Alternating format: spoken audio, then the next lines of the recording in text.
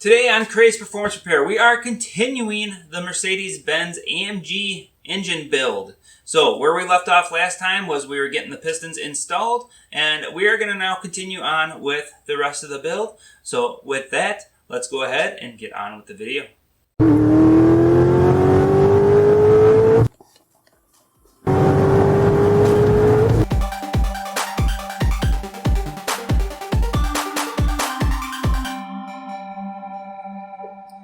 We're back at it on the Benz, putting this motor together. Now, I'm playing around with timing components, trying to figure out how I need to assemble this thing, because as you know, this is a basket case job. I did not pull this apart, but I'm trying to put it back together. So, I pulled out some of the new timing components. I'm pretty sure I have it figured out where those need to go. I have the cylinder heads laying there. They're all cleaned up, ready to go. The timing cover is ready to go as well. And I have the old timing chain and the new timing chain out because I was trying to compare things, and I want to explain a couple things that I was looking for while I was comparing things. First of all, the new chain, it actually came with a master link. So it came with a separate link, and the chain was in two pieces when I got it. There's a little splitter link. Since it's a double roller chain, I had to put this little link in the middle here, and then of course this guy is going to have to go on here. I'm going to have to push it on, and then I'm going to have to bend over or mushroom the metal in order for it to stay where it needs to go. Before I did that, though, I wanted to make sure that the chain had the same amount of links and everything looked the same as the old chain. So, you can see there's some colored links on here. We have copper here, two copper here, and a copper down here. And basically I took these copper links, did not try and drop them on the floor like I just did the chain. But I took these copper links and I lined them up so that I had two links on the ends, right here and up there, and then I seen where these line up, and they're off-center to the right while looking at it on the chain. And no matter what links I select and put on the ends, it ends up that way. So I grab this chain here, and it also has the copper links as well. They're discolored, though they don't look copper anymore. If I put them on the ends here, the links are right here, the mismatched links, and they are offset to the right. Then, of course, I took it and laid it next to the other chain, compared the lengths. The lengths are the same, so I can feel comfortable getting this chain out of view and getting this chain prepared to put on the motor. So I'm going to go ahead and throw it up here once. I'm not even going to worry about any kind of timing mark stuff. I'm just going to kind of lay it up here just to see that it can go into place and not have any issues. So I'm thinking there's no reason I can't put this in here. I'm going to go ahead and wherever that link is, there it is, I'm going to take and permanently make that link in its position that it needs to be in. And then I will bring you guys back to go ahead and start working on the timing, because I believe what I have to do is get this thing in a position where it's sitting like this. And of course, this guy will have to be up here. But I have to get that thing in a position like that, and then take the timing cover down there, put it on, make it flush with the head mating surface, and then I can put the heads on and the cam gears. So that's how I'm kind of going to approach this thing. I'll see how it goes, let you guys know. Status update of where I am with this confusion, to say the least. So I have the cylinder heads obviously still in the same spot, but what I have decided is that if I leave the cam sprockets like this, I can fish them through as I'm putting the cylinder head on, and then address getting them on there. I have the marks lined up. Now there's a left and a right cam sprocket. Obviously they're flipped, but if you were in the car, this would be the right side, this would be the left side. Now the only way I was able to tell what side was what per the automaker with the diagrams is this trigger wheel here. So when you're looking at the diagrams, and it shows the timing marks where these guys line up with the arrows that it lines up with, this one has to be right next to the trigger, and then this one here, the trigger has to be offset of it and aiming kind of towards the engine. So I know those are in the right spot. Now on the diagrams, this guy is actually right here. And that is going to get corrected as soon as I pull this guy up to match on that cylinder head there. So that will correct itself, and once that is in that position, I won't have to worry about that. This guy here, this is supposed to be 40 degrees past top dead center. Now, I couldn't really do that because I don't have a balancer here. I don't have a timing mark indicator anywhere whatsoever. But I did have the diagram that showed this keyway kind of lined up towards this thing. So I did that, and then I noticed that this keyway was exactly opposite of, the little copper mark on the opposite side here. So I just made sure that copper mark is identical to the opposite side. But for now, this is the best I have for trying to figure out the timing. So this has become quite an interesting task. Now, the other thing with this whole ordeal is I have a bunch of gaskets. I did not pull any gaskets off this motor because it came to me in pieces. So where do the gaskets go? How do they go? What do they fit? What's what? It's one of those deals where it's like, just how far does it go down the rabbit hole before I figure out what's what? The guy that had pulled this apart had kind of this bolt tray sitting here, and he kind of had things a little organized.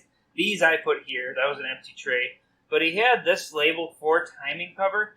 I did not get a water pump with this, and unfortunately, these very long bolts are for the water pump part of the timing cover, and it kind of tightens the timing cover down at the same time. And so what I might have to do here is, for now, I do have these water or coolant passage gaskets installed. Those were the only gaskets I could find on here that had to be put on the timing cover part of it. The rest of it all looks like it's just RTV. There's a bunch of RTV that has to go everywhere. I did scrape off the RTV. At least he left me that much. I didn't have it clean of RTV where I can't tell what's what. So I know where the RTV is supposed to go.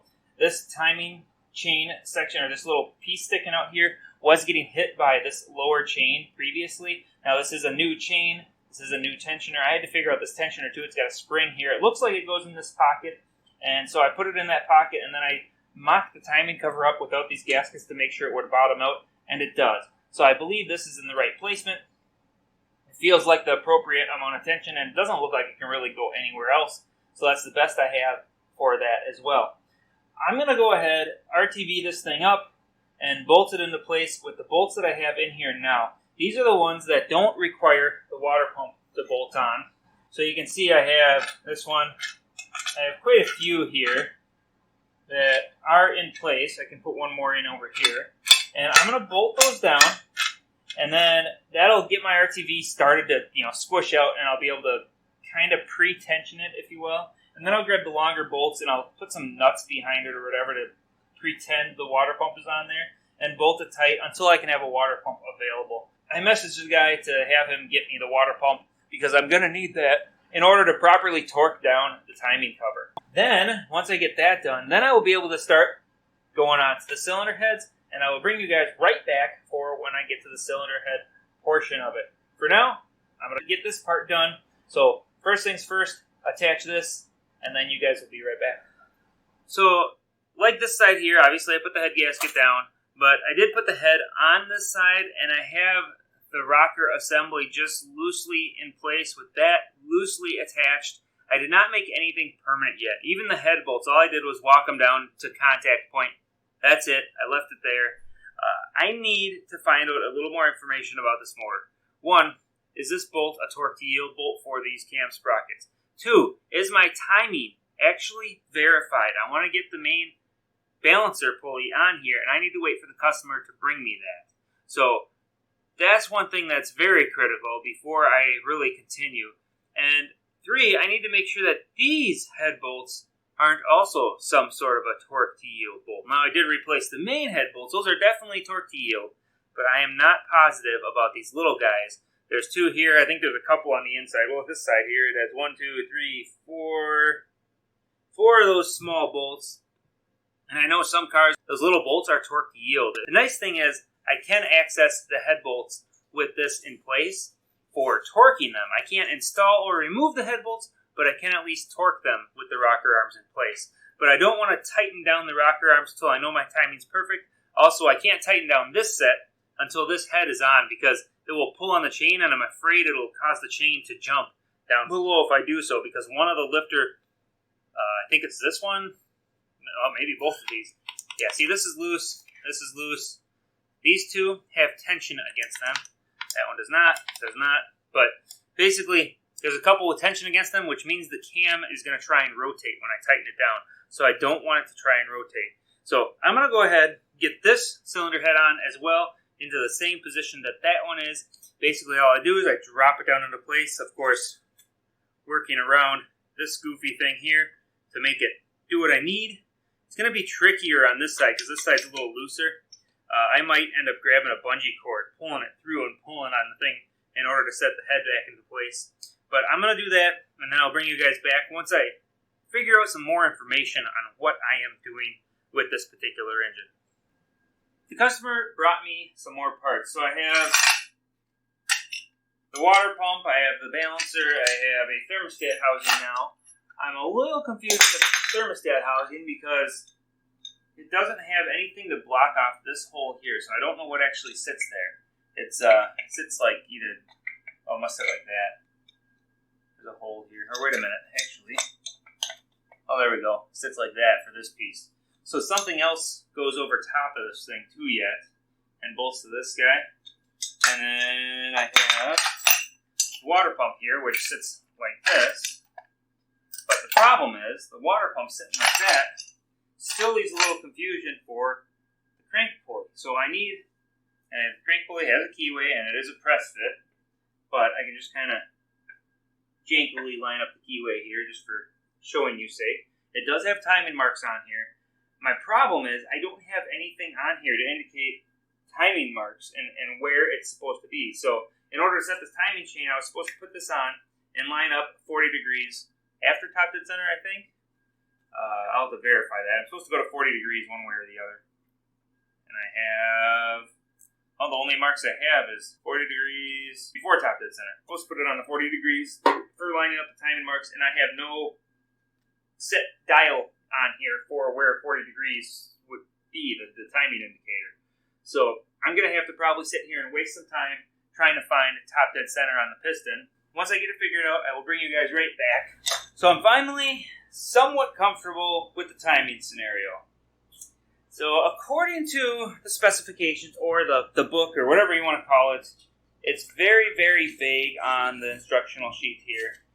It does give you, use these cam locks, things like that. It does not give you a crank lock. It also, has no specific real good positioning for the crankshaft. Now, it did have on the sheet there a diagram that showed when the timing cover was off actually I'll just go ahead and show it up on the screen there.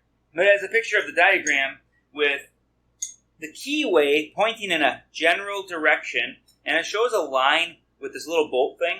That must be a special lineup tool. I don't even know if it's mentioned in the book or not.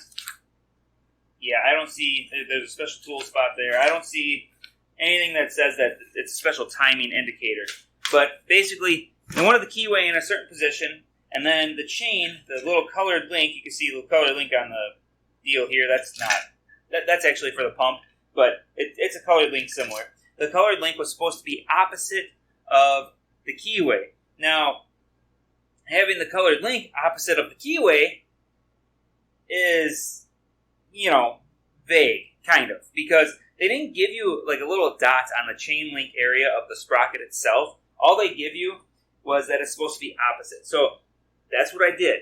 I threw it on opposite and called it good in hopes that it was reasonable. And then, of course, they talk about 40 degrees on the timing marks here. Now, one other note that might be helpful to somebody is right in this area here. So you see this dealy jigger bobber thing. This guy hanging over here, this little extrusion coming out of the aluminum here. When I put the cover on, that thing lined up so it would cover the link, the colored link that was on this timing chain. So I think that's correct, and I'm fairly confident that the timing is in the right spot now. I'm pretty much totally confident, but in the back of my mind, it drives me crazy. Not having dedicated marks, put it here, and put it here. It drives me nuts not having that. Enough about the timing. I believe I have it. I'm a little skeptical on it, but I'll be probably digging into it a little more to see if I can find any other info. And if I do change it, since this thing is here, it's nothing I can change down here anyway, so it'll be playing with the sprockets on the top, which I still have not torqued down. And I had a piece of paper shoved in there, but I took it out to remind myself to torque those down. Now, I still have a lot of torquing to do. I did not replace the main cap bolts. I did throw the new rod bolts in, but they are not torqued. I have to torque the rocker arms. So all the stuff that I can access right now is what I need to torque. So I'm going to go through, do the torque procedure on everything. And once the torque procedure is done, then I get to try and figure out how this oil pump goes in. Now, one little thing of note with the oil pump, this guy here. So this guy here is a check valve. This should probably be getting replaced, and I might look to see if I can find one. For now, I'm going to go ahead and get everything torqued down, and then I will worry about getting the rest of this attached. I do have a little windage tray, oil pump, then I got to go on to the two-piece oil pan. It's kind of an interesting oil pan, very large, and in fact, if you look at this thing, you can see I have an oil sump here and some kind of an oil sump here. So this is a dual sump system. The oil pan is split on two sides, and it has two sumps. I imagine there's two pumps in here. I am going to be pulling this pump apart because I want to make sure there's no metal in here and make sure that the pump is in good shape before I dare put it together. One thing of note with these cars, though, with the pump, is there is no oil pressure gauge or any way to read oil pressure on these cars. So it's very critical that I make sure I do the oiling system right. And I'm going to be spending a little extra time putzing around with the oil pump itself to make sure I do that. So I'm torquing down the main bolts. I actually torqued down all those. But you see I got Loctite in my hand. This is actually for the side bolts. So what I'm doing is just on the head of the bolt there, there's oil inside here for a lube for the threads. But all I'm doing is I'm putting the Loctite right on the head of the bolt so it can seal. Because Loctite will actually act as a sealer for oil. So once it hardens, it'll actually seal the thing away. And as long as I torque it quick enough to not have to worry about the seal or the Loctite getting tight, I'll still have an accurate torque number. So I'm just going to go ahead and torque this down really quick here. Now that I have all those torqued down, I'm on to the oil pump. So I'm going to go ahead and pull this thing apart just so I can clean it out. There's some crap sitting on the outside here, so who knows, something may have even fallen into here. I'm just going to better safe than sorry kind of a thing and take it apart to be safe. And I'll get it all laid out for you guys and let you guys see what's inside this thing so I can clean it out before I put it on the motor, because I am not going to warranty this motor because I didn't clean out the pump. So I'll get that thing tore down, and we'll talk about that in just a second. Well, you can see I have a pump apart here. Now, I don't know what seals I do or don't have for this pump, if any at all. It does have seals, though. So this guy here, this is a suction tube, if you will, because it actually goes to that tube assembly there, which I have not cleaned out yet. But it also has an O-ring. If I can pull it out here. There we go. Wow. It has what's supposed to be an O-ring in that area, but this is the exact reason I'm replacing or taking this pump apart, is to find things like this. So this guy here is supposed to be an O-ring, but you hear how hard that is? It sounds like a rock. And it is basically plastic at this point. It is no longer an O-ring, so I have to replace that. This is a relief valve for one of the pump stages. So this is it looks like it's kind of like a dry sump system in how it works. This part here, this larger pump, this is a pretty wide blade. This is equivalent to this one here. This one pumps in to this area here, goes to this part of the tube, all the way around into here, and that just dumps into the rear half of the pan. Then the rear half of the pan sucks through this tube here, gets pulled in, sucked into, where is it? This guy here, right here, and then it has this screen it goes through, goes into this pump here, comes through, and then goes into this pump here, and that pump leads it finally to the engine, which goes through this port here. So a very unique way to pump the oil in this engine, but it must be pretty effective. It certainly works. Now I'm going to go ahead and start assembling this. I am going to leave this off just because I do need to replace that O-ring, and I'm going to see about doing this. I don't think I'm going to be able to replace this, but I'm going to look. I might come up with something for that, because it's also a gasket for this area, and if that gasket goes bad, it'll suck air into this pump, which probably wouldn't be the end of the world considering it's got a second stage. So we'll have to see how that actually pans out. But I'm going to try, either way, I'm going to try and get a new seal for this. And definitely this seal. That thing is rock hard. So what do I do when I assemble pumps like this? I actually use Lucas Heavy Oil Stabilizer. This stuff is like molasses. I put it on all the gears and all where the gears go into. And the reason I do that is it'll be really good at creating a suction to suck up the oil that's in the pan when you first fire this thing up. Because obviously first fire up is very important, so you want as much oil as fast as possible to get through the engine before the grease that is in the bearings wears out or comes off. So I'm going to go ahead and start lubing all the parts with this guy as I assemble. And I'll start with it tipped up this direction.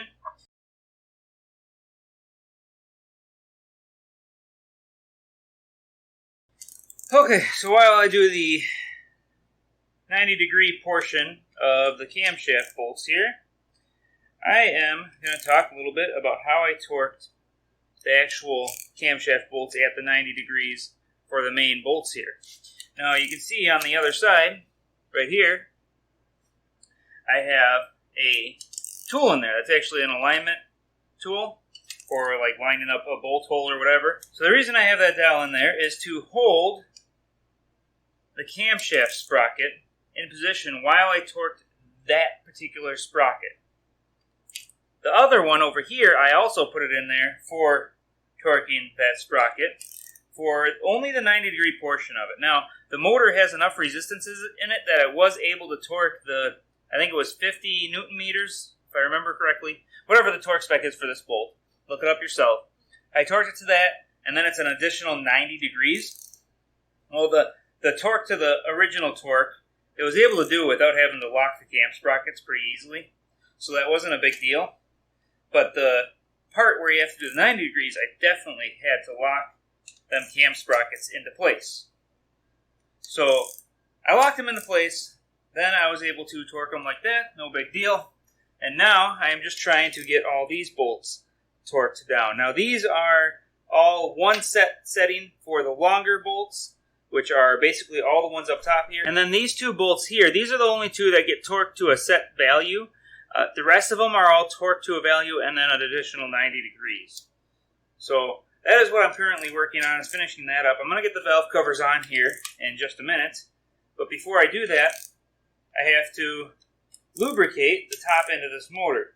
So what I'm going to do for the lubrication is make sure that the head, basically this flat surface here, is at a level position, so it's level with earth, I guess you could call it. And then I'm going to go ahead and pour some Lucas oil stabilizer over the rollers, and then over each of these, I'll do my custom mix of lubricant. It's basically oil stabilizer and some other oils. But I'm going to do that to make sure that they have lube up here when this thing first fires up. I'll do that. I'll throw that stuff on there, and then I will be hand cranking the motor over to make sure that stuff gets around the rollers and into the positions that it needs to be into. So once I have that done, I'll be able to put the valve covers on, flip it back over, and wait for the customer to get me a couple of gaskets for the oil pump. And then I can finally finish up getting the oil pump, oil pan, things like that on. I still have to put this balancer bolt on, and I might as well talk about that quick while you're on camera. But basically, the balancer bolt is going to be the same deal. I'm going to want to hold the crankshaft into place. I don't want to hold it on a cam sprocket because that's risking damaging either the guides or the chain or something of that nature by putting all that torque on there, because that thing is going to be torqued pretty tight, I believe. I'll have to check the spec here. We'll go ahead and flip this over quick. So now you can see I have the oil pump, it's loosely in place. It's just there until I can get the gaskets that go in between here, and then I'm going to pop it off and put those gaskets in. But in order to put this bolt in, I have to go ahead and I'm going to look for a spot on the counterweight, like this hole right here, where I can put something into. And this thing actually fits perfect in that hole. And then let it go against the block like that. So now I'll be able to torque the ever-living crap out of this thing without having to worry about the crankshaft rotating at all and causing it to lose my calibration, because I'm going to have this locked up so that the engine can't turn, this locked up, and in fact, I'll go ahead and do this once. See how it turned a little bit, but now it's dead stop? That was the slop in this pin. The slop in here is all taken up. I'll take this bolt out, I'll use an impact to take it out, and then I will torque this one down. Now this has a base value to 200 Newton meters plus 90 degrees. So I'm going to go ahead and set my torque wrench to 200 newton meters. Then we're going to go ahead and torque it down. Now this should shift a little bit.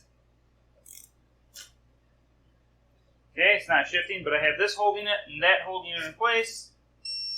There's my beep. I am torqued to 203 newton meters. Now I'm going to go ahead and hit my angle torque on this torque wrench. There, I have 90 degrees on there. Now I can take this guy and start torquing it down for the 90 degrees. Ooh, maybe not. 4 degrees. It keeps record, so I turn it a little bit. Holy craps. Whew! 70 degrees. It's already past the max of this ratchet.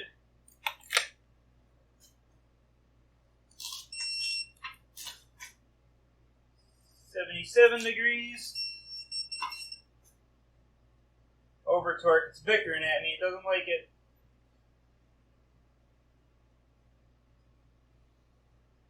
Wow, this thing can't even do it. Okay, so I did an approximate 25-ish degrees, so since this thing does not like that, I'm going to run the brick in the darn thing. Torque zeroing. I'm going to go ahead and switch to my other hand ratchet. I know I need to go a little bit more. So, lesson learned. Don't rely on the angle torque for something this tight on that size of a ratchet. What you're going to need to do is take a marker or something and mark the thing, and then mark where you want it to be if you feel necessary, and then go ahead and just do it manually with a breaker bar to get the correct torque. There, I believe that's all the more I need. That should be good, and with the Loctite on there, it'll definitely hold. Alright, with that torque, I can pull this guy out, put my stuff away, and then I will get the oil pan on once I have this guy sealed up. What I'm going to do is I have to figure out what bolts from that tray go where on the engine and oil pan scenario as far as holding everything up.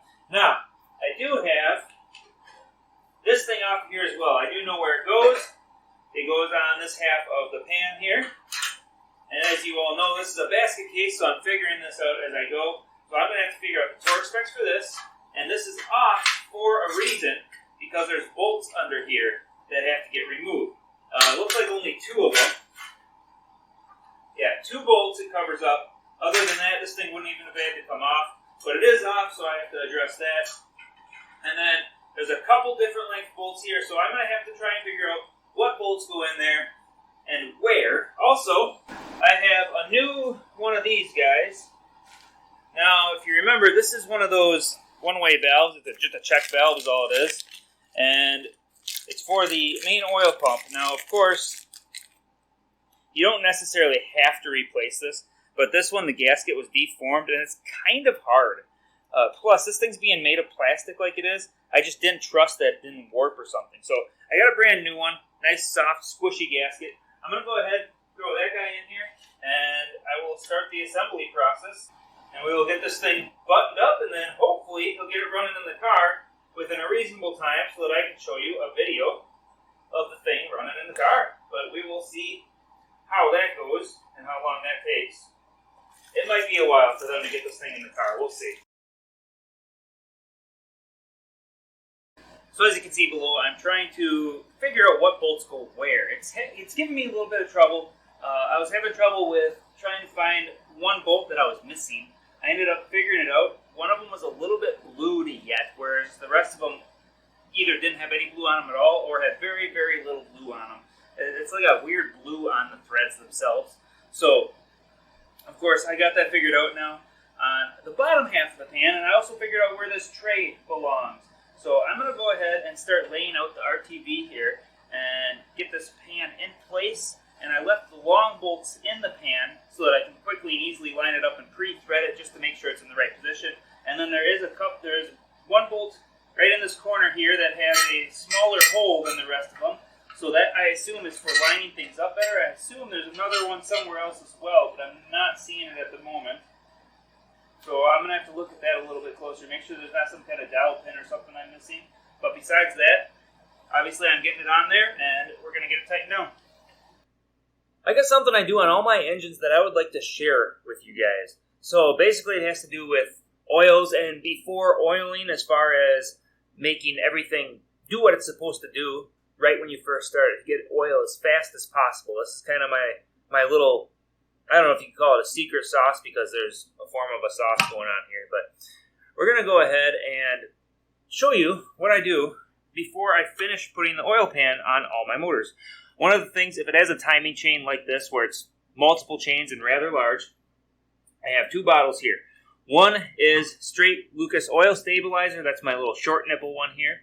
And then the one with more of a complete nipple on it, that is a mixture between Lucas stabilizer, engine oil, and usually I put ATF in it.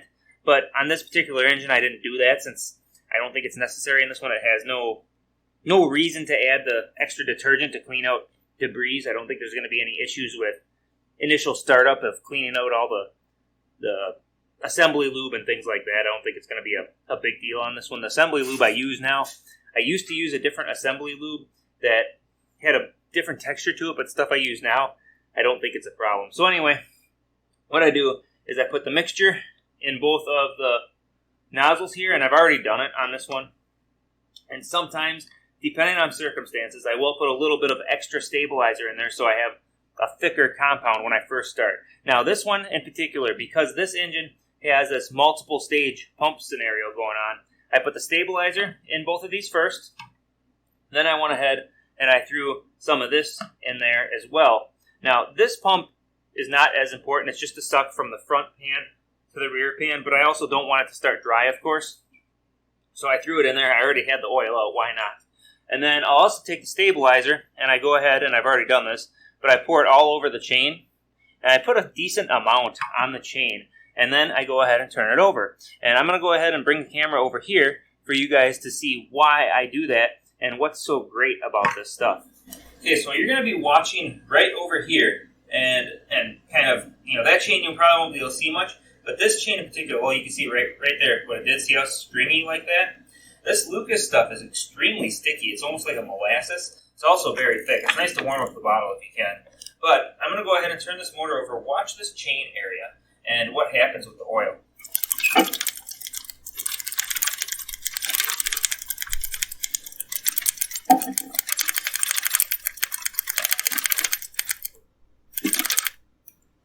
So obviously you can see how it kind of slimes around in there and it sticks to everything. So that's really good because when I first start this thing up, there's not going to be any oil on this chain otherwise, and it's going to take a while before there's enough oil bleed off from all the rest of the components before it actually lubes the chain. So having that lube on there is very critical to keeping the initial damage from happening to the chain. It's very good to put on there. I can't stress that enough. So that's one of the little secret sauces that I go ahead and I put into all the motors that I do. So I'm going to go ahead and get the RTV on here, and then we will get the pan bolted up and be done with this engine. So now the last couple of steps before I send this motor with the people who are going to be putting it in the car is to cover myself and make sure I cover up all these holes so that during transport something doesn't fall in there. Now I had this thing upside down, so I know nothing is going to be in these intake ports, obviously. I'm just going to go ahead and tape those right on up, and then I will be wrapping this thing to finalize it in cellophane wrap right after I put some oil in the pan. So just in case, that doesn't stick hardly at all. I wonder if there's a little oil in the metal. I'm going to put some cellophane wrap all the way around it really good. I'm going to block off all these holes like this. I'm going to be putting this kind of a plug wherever I can. And this guy is loose on purpose. I might bring it just a little tighter so it's not completely loose. But he needs to pull this off again in order to put a sensor in here and things. But anyway, enough of that. I'm leaving the things that are not tightened down super obviously loose. That way, like these are the knock sensors. When he goes to connect the knock sensor, he'll notice that it's loose, and he'll know that he needs to tighten those down. Because I don't know what position this is supposed to be facing, and for me to tighten them down would be a waste of both of our time. So I'm just going to let that sit where it sits and let him deal with that however he needs to deal with it. I got to wipe this off. Now, one other thing the tech and I had to talk about when it comes to this motor, and the guy who, basically the tech, he's the guy who originally pulled it apart and didn't have time to put it together. We talked about the valve covers and the bolts. You can see I don't have all the bolts in the valve covers, and that's because he has the bolts there. I think. We both think. He was not able to find quite all of them, but he's sure they're somewhere around there. This thing's been apart for quite a while, I guess. But whether it be the customer or him or whoever, for the reason it's apart for so long, doesn't really matter. What matters is that I did my job, and I got my end of the task taken care of. So now I get to wrap this guy up in a bunch of cellophane wrap. So hopefully, at the end of this little video here, at the end of my outro, you will see this car going down the road, but no guarantees, because at the time of this footage, obviously this is in here, and if it takes them far too long to get this motor in the car, I'm not even going to bother, but you guys will find out as soon as I'm done saying my outro. So please, like, share, subscribe, and as always, I hope to see you on the next video. Thanks for watching.